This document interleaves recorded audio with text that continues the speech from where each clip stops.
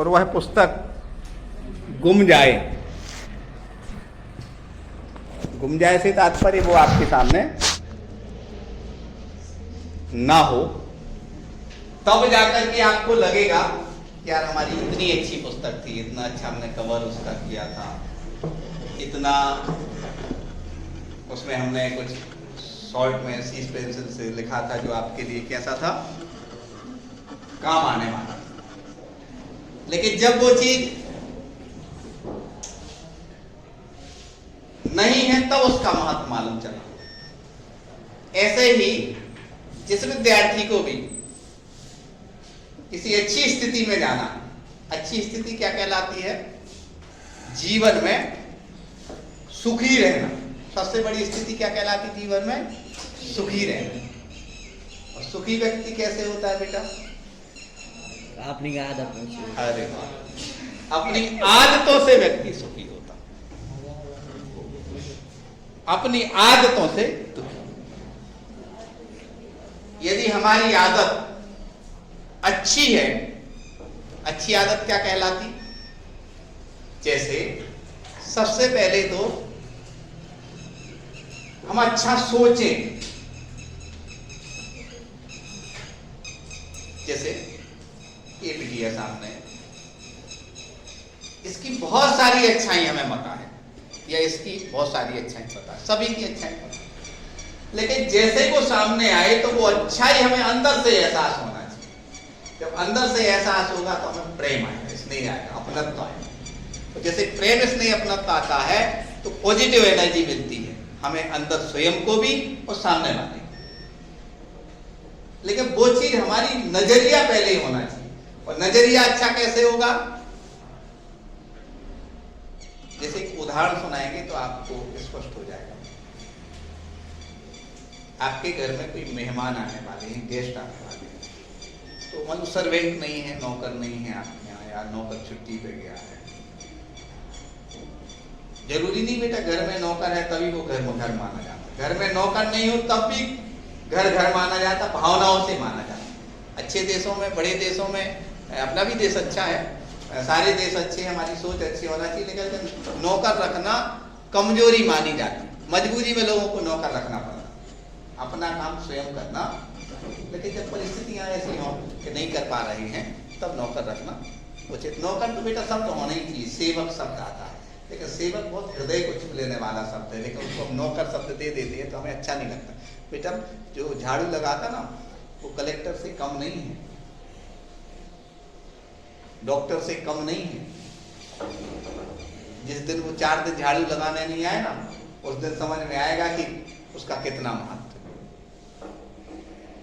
विदेशों में नौकर इसलिए नहीं मिलते कि वहां जितना वेतन आपके लिए उसको देना पड़ेगा, आपका आधा वेतन चला जाएगा। यहाँ मजदूर मिलते हैं पर को 300-400 रुपए। वहां भी जैसे 1000 रुपए हमें दिन भर की मिलेगी तो वो भी ले कहेगा 700 में, तो 1000 में। क्या झाड़ू लगाना बुरी बात है? बिल्कुल बुरी बात नहीं। हमारी सोच अच्छी नहीं, इसलिए इसकी हम क्या मानते हैं? बुरी बात। समझ में आ रहा है? जिनकी सोच अच्छी होती है वो कोई भी काम बड़ा छोटा नहीं। तो सुखी रहने के लिए पहला काम क्या करना बेटा? अपनी सोच अच्छी करना। और सोच अच्छी कैसे बनती है बेटा? अच्छी संगति से। एक आंख पंखा बंद कर सकते हैं, ध्यान रखिएगा। क्या होता है कि सोच अच्छी नहीं हो, सोच अच्छी आदतों से। जैसे उदाहरण के रूप में अब कोई झाड़ू लगा रहा आपके सामने, कहीं 1 घंटे बाद कहीं दे, तो आपके अंदर 1 सेकंड को विचार आ सकता है कि आज क्लास में सर ने कहा था झाड़ू लगाना डॉक्टर और कलेक्टर से कम छोटा काम नहीं। 1 सेकंड आ सकता है। ये अच्छी संगति मिली तब ऐसा विचार आया ना बेटा। सबसे बड़ी बेटा जिम्मेदारी इस दुनिया में शिक्षक की होती है कि बच्चे को सही और गलत बताया। शिक्षक चाहे हमें अंदर से बहुत, कल से बहुत पीड़ा है बेटा। कल दोपहर के बाद एक मल्होत्रा परिवार में एक लड़का था और यहाँ पढ़ा भी, क्लास तक पढ़ा है, और सोसाइटी बीटेक यहाँ कर रहा था। बहुत प्रॉपर्टी, खूब सब कुछ, होशियार भी अंदर से तो पूरा है। सबसे कठिन काम है, आज 10th जैसे हमने प्रश्न किया था पवित्रता से जीना, जीने की उमंग अपने अंदर होना चाहिए। पवित्रता होगी तो सुख रहेगा, सुख रहेगा तो आप जियोगे। समझ में आया बेटा? जीने के लिए क्या जरूरी है? पवित्र। आज हम आपके लिए पवित्रता कैसे बढ़े सूर्य के पद पाठ के माध्यम से हम समझें। सिलेबस में ऐसे विषय को जोड़ा जाता है जो आपके लिए किसी ना किसी रूप में पवित्रता बढ़ाए। सिलेबस में कभी नहीं आप देखोगे सुनोगे कि ऐसी चीजें पुअर चीजें जोड़ दी गई जिनका कि कोई महत्व नहीं। क्यों? क्योंकि बच्चे भोले होते, कोमल होते। गधे का पढ़ेंगे तो गधा खराब नहीं होता, लेकिन दृष्टि से कई बार आलसी के रूप में भी गधे का उपयोग हो जाता। और गणेश का पढ़ोगे तो पवित्रता है। वर्ण का पढ़ाना है, गधे के रूप में भी पढ़ा सकते हैं, गणेश जी के रूप में पढ़ा सकते हैं। ऐसे सिलेबस में ऐसी चीज होती है जो आपको हर परिस्थिति में जीने की उमंग लाए। कितनी क्रिटिकल पोजीशन हो। आप 8th क्लास में पढ़ के आए बाज और सांप, 9th क्लास में पढ़ के आए आप, इसमें बताया गया है वो 2 बैलों की कथा, जिसमें कि हर परिस्थिति में जीने की उमंग है। कैसे वो कसाई के हाथ से अपने आप को छुड़ाता है, कैसे वो आपस में दोस्ती निभाते हैं। पढ़ के आए ना, समझ गए? इससे मोरल वैल्यू मिलती। स्त्री जाति पर सींग नहीं चलाना चाहिए, प्रहार नहीं कहना चाहिए, वो बहुत ऐसी पता मर्यादा। क्यों? क्योंकि उससे आपको मोरल वैल्यू बढ़े, पवित्रता बढ़ेगी। ऐसे ही बेटा सूर्य के पद यदि आप समझोगे तो आपकी मोरल वैल्यू बढ़ेगी, आपके अंदर योग्यता बढ़ेगी। कैसी बढ़ेगी? कैसे गोपिकाएं हैं, कितना कृष्ण से प्रेम करती हैं, तो कृष्ण से प्रेम नहीं करते हैं, उनके बारे में व्यंग्य से कहती हैं कि तुम बड़े भाग्यशाली हो, उनके साथ रहे, उसके बाद भी उनसे प्रेम नहीं किया, तुम तो कैसे रहे? जैसे कमल का फूल की पत्तियां कमल के जल से क्या होती हैं? तो भिन्न रहती हैं, अलग रहती हैं। तुम तो कैसी हो? परिस्थितियां ऐसी हैं आपकी, इतने अलग हो जैसे तेल की गागर हो। जिस गागर में, जिस पात्र में तेल भरा हो, ऊपर से उसकी चिकनाई भी होगी। तो तेल की गागर के ऊपर कितना ही पानी डाला जाए, पानी में रख दिया जाए, लेकिन एक बूंद भी जल तेल की गागर में नहीं समाये, अलग ही रहेगा। ऐसे ही तुम कृष्ण जी के साथ कितने ही समय रह आए, लेकिन उस तेल की गागर के समान जैसे जल अलग रहता है, वैसे तुम अलग। समझ में आया? उदाहरण और कहा है कि प्रीति, प्रेम, प्रेम रूपी एक नदी है, कृष्ण की प्रेम रूपी नदी है। उसके किनारे तो तुम खड़े रहे, उसके पास तो रहे, उसके साथ तो रहे, लेकिन तुमने अपना पैर नदी में डुबोया ही नहीं, अर्थात कृष्ण के प्रेम को तुमने समझा ही नहीं, कृष्ण से तुमने प्रेम किया ही नहीं। एक बूंद भी तुम्हें छू नहीं पाई, मतलब एक बूंद घटी में कहते एक चींटा भी नहीं पड़ा, मतलब एक जल का कण भी आपके, एक जल की बूंद भी, कण नहीं बूंद। शिक्षक के यहाँ बहुत सोच, शिक्षक को हमेशा सोच समझ के बोलना चाहिए, क्योंकि एक शब्द का अर्थ यदि हम गलत बता देंगे तो उससे आपको ज्यादा उलझने बढ़ने वाले। इसलिए शिक्षक के जो भी बोले तो कोशिश की जाए कि उसका पहले उसको भाव और गहराई पता हो। कण नहीं कह सकते, कण ठोस होता है, बूंद तरल हो, जल तरल, जल की एक बूंद भी उसको आ रहा समझ में सबको। और आगे लिखा है दृष्टि न रूप परागी। दृष्टि कृष्ण के रूप से आपकी क्या हुई? परागी, मतलब पवित्र नहीं हुई, मतलब तुम कृष्ण के रूप को देख ही नहीं पाए, उनके प्रति अनुराग मतलब प्रेम इसने रख ही नहीं पाए। और आगे कहते हैं कि सूरदास अवला हम होरी गुर चीटी ज्यों। सूरदास कवि कहते हैं कि गोपिका कहती है किससे?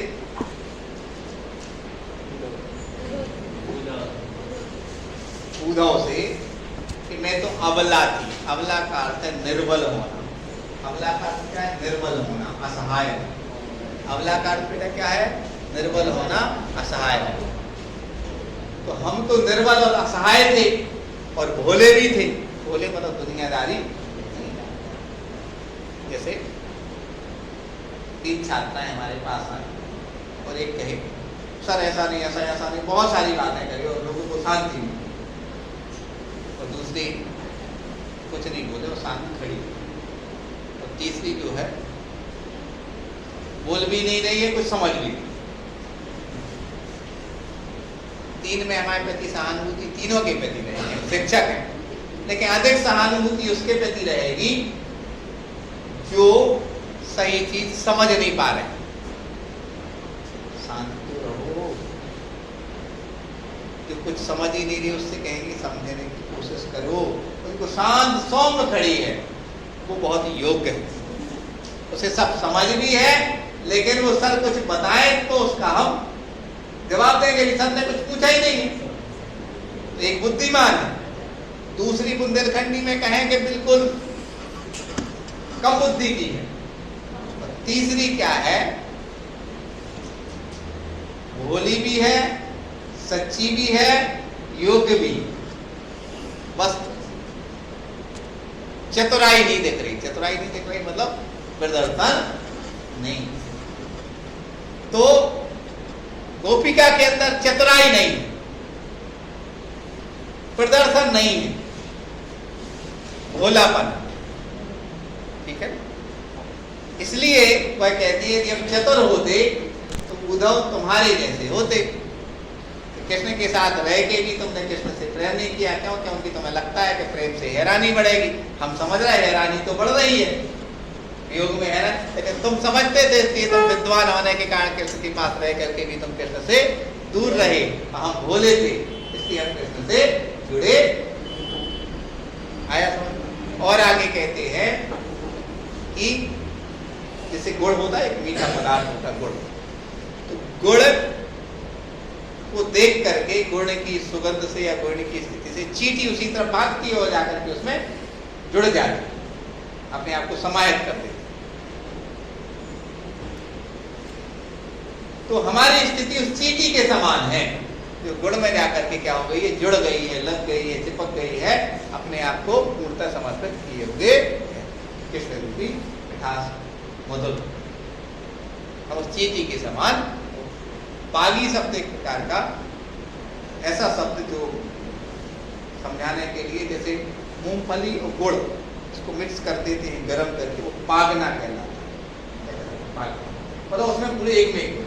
ऐसे ही कृष्ण है कि प्रति इतनी समर्पित है कि अपने आप को बिल्कुल उसमें जुड़ गई। स्पष्ट हुआ? सबको समझ में आया? ठीक है, ऐसा तो नहीं लग रहा, सब बोले जा रहे हैं। अनेक बार ऐसा होता है बेटा, लगातार चल रहा है और सामने वाले सुन रहे हैं। क्यों सुन रहे हैं? घंटी नहीं बज रही। तो कई बार ऐसा होता है कि सिलेबस नहीं हो रहा है इसलिए, या कई बार ऐसा होता है कि अभी कोई इधर उधर होंगे तो डांट लग जाएगी। ये तीनों चीजें ठीक नहीं। घंटी बजने का भी इंतजार नहीं करना, जब घंटी बजे ऐसा भी सिलेबस पूर्ण होना है इसलिए, और कोई डांट ना लगा दे इसलिए, बल्कि तीनों से ऊपर उठ करके कि जो पढ़ाया जा रहा है वो पूर्णतः आत्मसात होना चाहिए, उसको गहराई से समझना चाहिए, ताकि कभी आप कलेक्टर IAS का इंटरव्यू देने में जाए तो वहां पर आपसे कोई पूछे यहाँ पर पागी शब्द का अर्थ क्या है, तो आप बता सको। कोई चीज में पूर्णतः कोई चीज मिक्स कर दी जाती है, उसको पका कर पागना।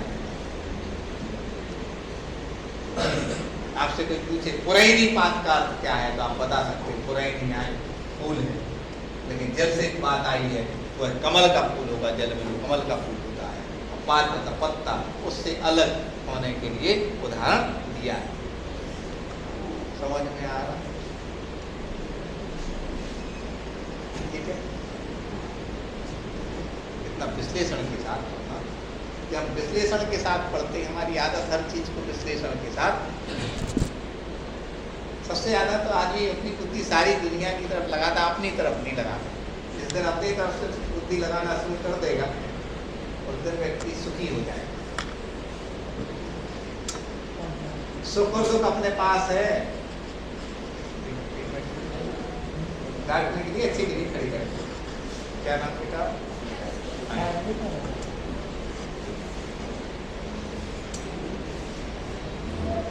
तुम ये बात समझना, तुम खड़े हो जाओ, तुम्हें माध्यम बना के हम समझा रहे हैं। क्या समझा रहे हैं इसको, तुम्हें माध्यम बना रहे हो, समझेगी पूरी क्लास। कार्तिक कम से कम 1 अरब रुपए के मालिक,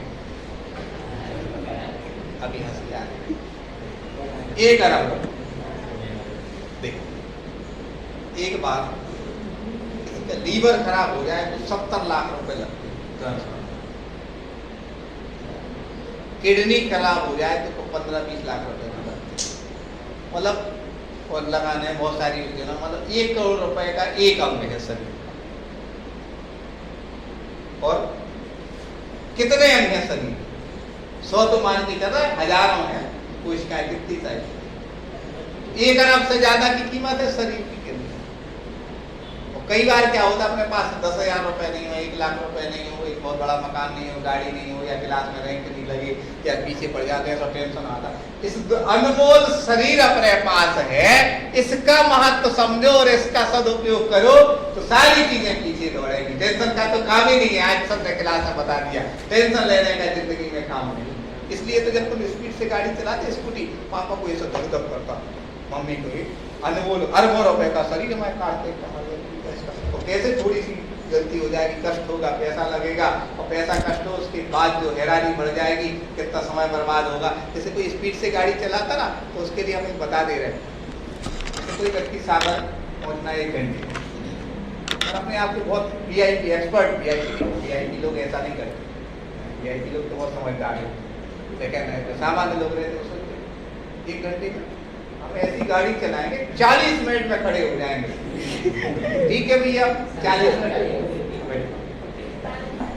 में खड़े हो गए। यहाँ पे कितनी बार खड़े, मतलब 100 बार आप गए, कहाँ सागर 100 बार गए, और 1 घंटे के लिए आप 40 मिनट में पहुंचे, तो एक बार में आपने कितने मिनट बचाए? 20 मिनट। तो 100 बार गए तो 100 मिनट में 20 का गुणा कर दो तो कितने हो जाएंगे? कितना हो जाएगा? 2000। आपने कितने मिनट बचाए? 2000 मिनट। एक बार क्या होगा, ईश्वर बार है ना, ईश्वर बार आपको वहाँ एक मोड़ आता है, ऊपर पुल रहता है और नदी रहती है, मोड़। और आपने क्या होगा, ध्यान नहीं दिया है, अपनी मस्ती में थे कि हम तो पहुंच ही जाएंगे, और थोड़ी सी गाड़ी स्लिप हुई, वहां से ट्रैक्टर आ रहा था, ट्राली का किनारे वाला भाग लगा, लगे नहीं, देखो तो लगना ही है, लेकिन अभी नहीं लगेगा तो कभी ना कभी लगेगा। तो कहते जैसे ही वो आया और यहाँ हाथ में ऐसा लगा और हाथ गाड़ी अलग पड़ी और आप अलग पड़े, और तुरंत ऐसा लगा कि वो तो टूट ही गया है और सिर में चोट आ गई, और तुरंत भाग्योदय में एडमिट कराया गया, और डॉक्टर ने कहा यहाँ रात डलना है, और आप 3 महीने तक बेड रेस्ट पे हैं। 8 लाख रुपए लग गए, 2000 मिनट बचाया आपने कितने? 100 दिन में, और आपके 8 लाख रुपए लग गए। 3 महीने को गुणा कर दो, 360 में, उसमें 24 घंटों में कितने घंटे आपके बर्बाद हुए? और बुंदेलखंडी में कहें आप लूला कहलाने लगे। आपकी ये पूरा दूर क्या है? नासमझी का काम किया क्या समझदारी? यदि किसी की गाड़ी गली हो तो उसको गलत नहीं मानना बेटा, वो परिस्थिति थी। इसलिए कई बार वो तो अच्छे लोग भी गाड़ी में पीछे बैठे थे तो चलाने वाले ने गलती की, लेकिन वो क्या करते तो किसी की कुछ किसी से ऐसा कहना नहीं चाहिए तो ये गलत है, तो उसमें कोई दिक्कत नहीं, परिस्थितियां रहेंगी। लेकिन हम कोशिश करें समझदार तो बने, लेकिन ज्यादा बुद्धिमान नहीं बने। आज के लोग ज्यादा बुद्धिमान है, ये क्या है? परिस्थिति। बुद्धिमान तो रहना, लेकिन ज्यादा। समझ में आया? समझ में आया? पर कितने वीआईपी, कितने बड़े व्यक्ति, इसका गणित अपन ये कौन समझती हैं? गोपिकाएं समझ, कृष्ण जी का महत्व उन्होंने समझ। देखो अपनी बात सबसे कहने का मन नहीं करता। जैसे मोबाइल के लिए हो, अपरिचित कोई छात्र या छात्रा हो, जैसे पढ़ा देंगे, वो सोचेगी सब बात कैसे परिचय, तो परिचय होंगे सब मोबाइल, क्यों? क्योंकि परिचय विश्वास। आप घर में जाकर के कभी जैसे पापा जी आपको लेने आए और आप उनसे पापा जी से कहो कि पापा हमें आप घर ले चलोगे, पापा कहेंगे आएगा घर के लिए तो आए। और कोई अपरिचित व्यक्ति, परिचित पता है आपके बाजू वाले अंदर जाना नहीं, कहते उदाहरण के रूप में इमरजेंसी है, मान लो आपकी सही जा रही तब आप पूछ सकते हैं पापा आप वो वही कहेंगे ले चलो। किससे कहोगे? इससे अपना। समझ में आ? कहीं भोजन करने जाए और कोई अपना नहीं दिख रहा है तो कहाँ भोजन करें, किससे कहें? कहने का तात्पर्य, समझाने का तात्पर्य है कि जब भी अपनापन होता है तब हम किसी से अपनी बात कहते हैं। ऐसे ही क्या होगा, गोपिकाओं का अपनापन किनसे है? किनसे है गोपिकाओं का अपनापन? कृष्ण जी। तो जब कृष्ण जी से अपनापन है तो कृष्ण जी आए नहीं है, कौन आए हैं? उद्धव आए। तब वो कह रही है कि मन की बात क्या है, मन में ही। दूसरे पंक्ति देखो क्या है, मन की माज, मन ही माज रही। मतलब हमारे मन में जो हमें कृष्ण जी से कहना था वह तो अब कह नहीं सकते। मन की बात अब माज का होता है, उसमें होना, मन की बात मन में ही। ठीक है ना, समझ में आ गया? कोई समस्या तो नहीं? और आगे कह रही है कौन? गोपिका अपने मन की व्यथा।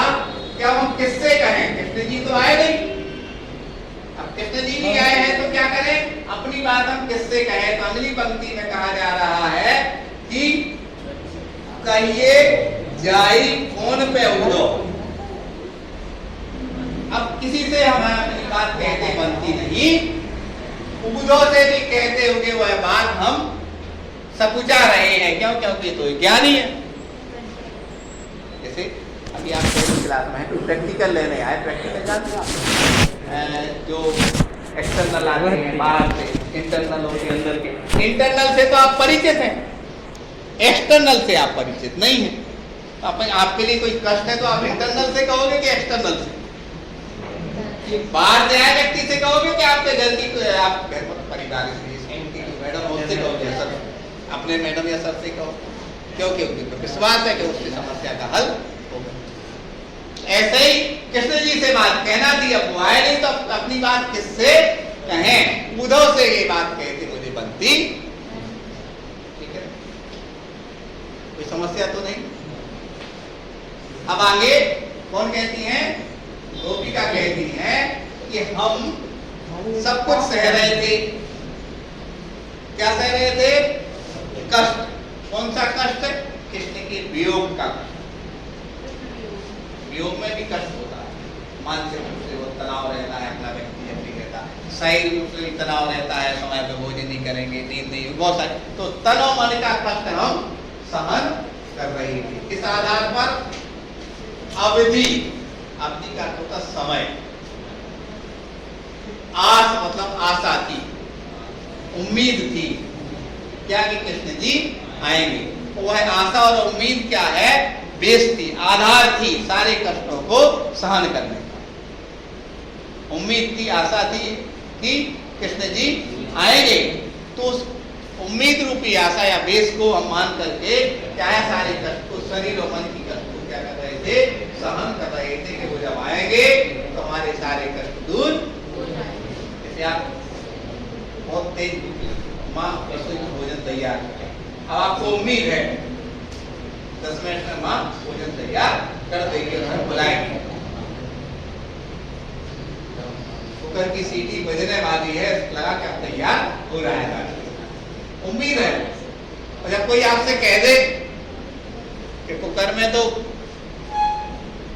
कोई ऐसी चीज पकाई जा रही है जो तुम खा ही नहीं सकते, उदाहरण के रूप में कोई दवा कोई लाया है और किसी के लिए वो काढ़ा बना के देना है, इसके लिए दादी या दादाजी का काढ़ा चल रहा है, आपके लिए भोजन 15 मिनट बाद बनेगा, आज बनेगा ही नहीं, आपको तो बाहर ऐसा होगा नहीं, लेकिन तो आपकी बहुत तेज गुस्सा आएगी, हमें तो उम्मीद थी भोजन तैयार हो रहा है, इसलिए हम इंतजार कर रहे थे, और कष्ट बढ़ जाएगा।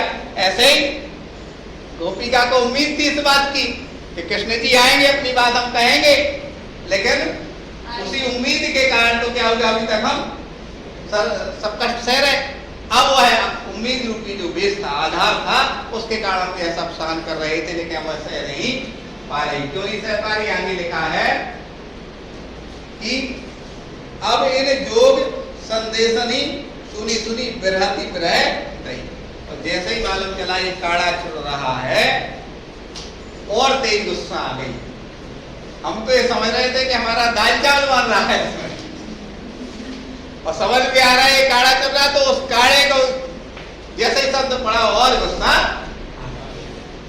क्यों आ गई गुस्सा? क्योंकि वो काड़ा तो आपके लिए काम का है ही नहीं। काढ़े से तो आपकी भूख शांत होने वाली नहीं है। ऐसे ही उद्धव योग संदेश दे रहे हैं, ज्ञान की बात दे रहे हैं, और लगता है हमारे काम की नहीं है। तो उससे और अधिक क्या हो रहा है, जैसे आपकी भूख और अधिक बढ़ती है और गुस्सा आती है, ऐसे ही उनके लिए भी और अधिक क्या है, प्रय की वेदना बढ़ने लगी। किसकी प्रय की वेदना बढ़ने लगी? गोपिकाओं के प्रय। समझ में आया? सुनी सुनी बोलो, सुन सुन। ठीक है।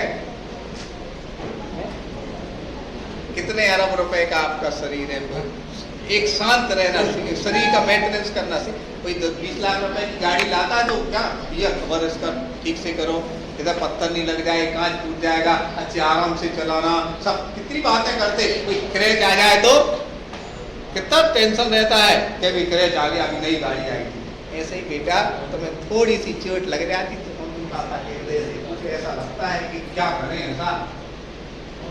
क्यों? क्योंकि आपका शरीर आप ऐसे हो जो मतलब इसमें कोई कीमत होता है। बेटा किसी को कोई बीमारी हो जाए ना, मेरे लोग कहते सब बेच देंगे, अपने बेटा या बिटिया को ठीक करेंगे। क्यों? क्योंकि आपका जो अरबों रुपए मतलब इसका कोई मूल्य नहीं।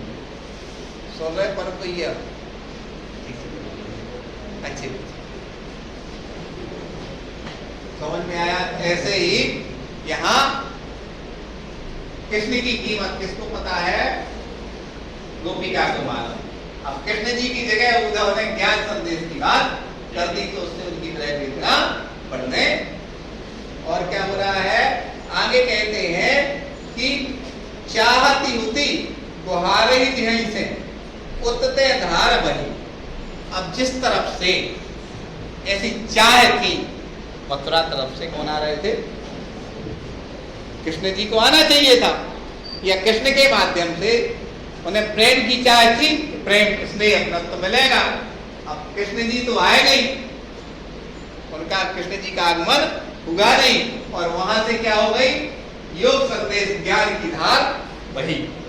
कुकर की सीटी आई तो उम्मीद थी कि दाल चावल बन रहा है, तो मालूम चला कि ये तो काढ़ा चल रहा है, उस पक रहा है, उसको तैयार हो रहा है। तो जिस तरफ से उम्मीद थी कि अभी तैयार हो रहा है, बल्कि उस तरफ से क्या उम्मीद मतलब गलत वो चीज आ गई कि ये तो काढ़ा तैयार। समझ में आया कि नहीं? जिस तरफ से प्रेम की बात आना थी, स्नेह की बात आना थी, कृष्ण जी को आना था, उस तरफ से क्या हो गया? योग ज्ञान संदेश का लेकर के उद्धव जी आ गए। जब कोई व्यक्ति कष्ट में होता है, क्या होता है? कष्ट, तो उसके लिए जो सबसे ज्यादा पावरफुल व्यक्ति होता है उसको याद करता है। सबसे ज्यादा पावरफुल होती है पिताजी और माँ। पिताजी ज्यादा पावरफुल कैसे होते? आप देखना, मतलब पिताजी, मतलब क्यों? क्योंकि उस ईश्वर के बाद ऐसा कहते परम पिता है, माँ भी होती है, दोनों ही महान। तो अब ऐसा ही यहाँ महान कौन है गोपिका के लिए? कृष्ण जी। तो अपने कष्ट में किसको आवाज लगाती? कृष्ण को आवाज लगाती, वो ही उनकी रक्षक थे। अब रक्षक ही नहीं आया, वो ही क्या हो गए? दूर हो गए।